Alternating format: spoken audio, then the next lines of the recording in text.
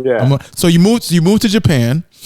Yeah. What are some of like the major cultural differences that you notice right off the bat, just as someone who is living in Japan but is also familiar with what some of your experience was like in the United States, which probably you were far removed from at that point? The biggest differences, I would say in terms of working out here, is that in the States, it's all about individuality. Okay. Like it's completely about like individuality and then me doing me. And like, you know, like, for example, if you work at a company, Yeah. then it's like, my job is my job. You don't do my job. I do my job. Yeah. You know what I'm saying? Everybody has a cubicle, right? Yeah. In Japan, everything is about groups, right? Oh. So there is no, so oftentimes when you're working within Japanese organizations, there is no individual responsibility and individual decision making. Everything is like group thinking, group responsibility. So basically, you don't have cubicles in the office. You have an open floor office plan. Yeah, but do people have titles? Yeah, of course. You know, but generally everything is just done in groups, and there's just kind of this like, it's almost like an amoeba. You know what I mean? Where like roles are very loosely defined. Roles are loosely defined. Yeah, and then people just kind of fill in gaps. You know, everyone just kind of fills in the gaps, and they all just work together. It's a very, very different way of working, and it has its inefficiencies. Okay. You know, I mean, it's not perfect, just like the way we do things is not perfect, but it's a very different way to grind. Wait. Go back to that real quick. So do you feel like that's a work culture thing, or is that like a human thing for that culture? It's both, in the same way that like our individuality as Americans defines how we work. You know, their kind of group mentality towards, you know, social harmony first defines how they work. Okay. Right. So, and then kind of the downside of that is that, you know, you have people that are trailblazers, you know, or people that are brilliant as individuals, and oftentimes they get shut down. Really? Because it's all about the group. So you can't really, you know, like, you can't even elevate because you're mixed into the group. Exactly. You know what I mean? And there's like social hierarchies and things. So what happens is you see a lot of creativity shut down is the downside of it. Really? You know? So that's unfortunate. But I mean, again, it's just how they do things. So that's changing too. There are people that they're just pioneers by nature and they just blaze through it anyway. Got it. You know what I mean? And they still find their way. They still start their own companies. They still do things their way. I know a fair number of people like that. Okay. They're just hardcore entrepreneurs, and they just find their way anyway, despite the fact that that's how it works there. So someone starting a business in the United States is probably not as big of a deal compared to someone doing that in Japan and blazing through. Yeah. You know, I mean, it's out here generally, in the States, people love entrepreneurs. Okay. They love entrepreneurs, right? Okay. And there's so much respect for like, I'm going to do this my way. Yeah, yeah. In Japan, that's seen as very risky behavior. Ah, do they consider it disrespectful also? If you're doing things a very, very different way, then sometimes people like it because they're like, well, that's just not how it's done. That's not how it's done. You know, and you're like, yeah, but maybe it needs to be changed. You know what I mean? But people don't necessarily like to hear that. So give me an idea of another culture shock between Japan and the United States. Okay, so that's one big one. So another big one is that theft doesn't happen here. I'm sorry. Wait, what do you mean theft doesn't happen? Well, I mean, it does happen, but it's very, very, people just don't steal.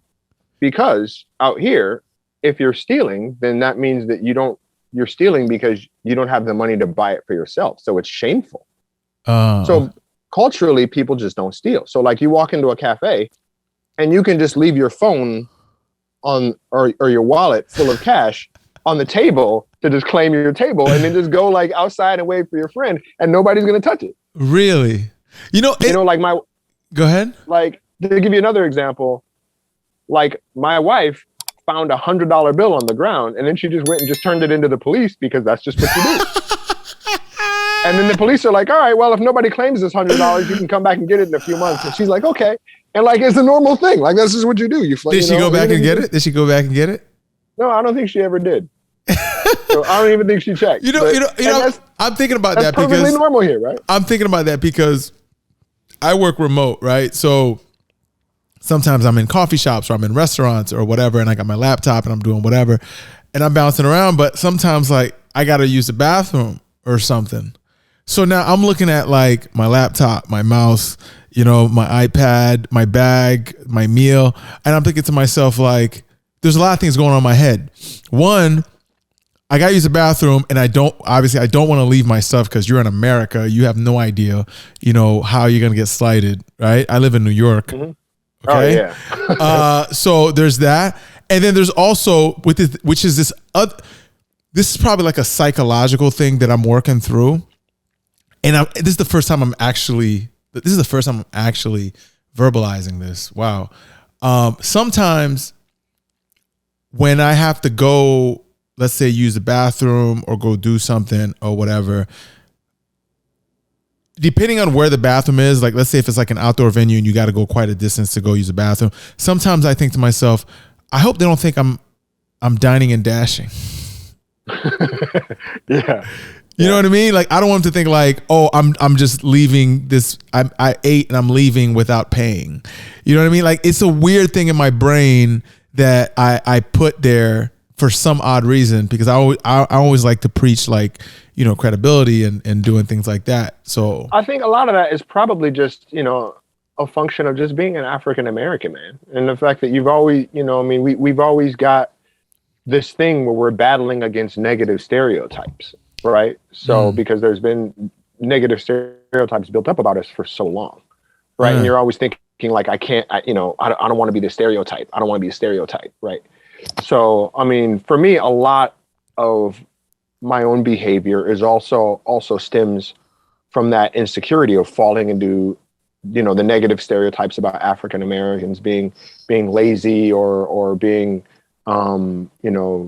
dishonest or being thieves or whatever else. You know what I mean? So I never really associated it with the African American thing. I'm certain like there's probably some residue of that, but that's not what's in the forefront of my mind. I'm looking at it just from like just the human aspect of it, right? Mm-hmm. And at the same time, like I can only imagine that you moving to Japan, probably you had to kind of like reshift how you view yourself in a lot of ways. No?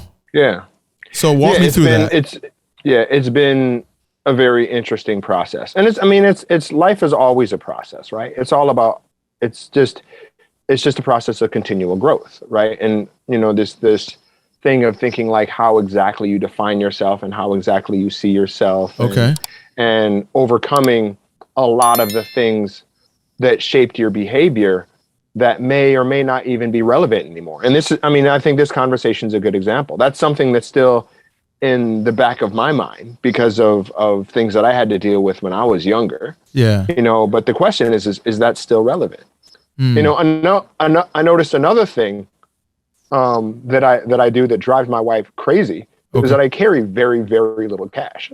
Like I always carry like a really small amount of cash. Yeah. So I'm always like, oh, I got to run to the ATM. And she's like, why don't you just carry more cash? Yeah. Right. And it's just because of where I was from and experiences and all that to just say, just don't take that much cash with you. Yeah, because you might get jacked. So like you got the Detroit sweater on you, and you have it in your brain at the same time.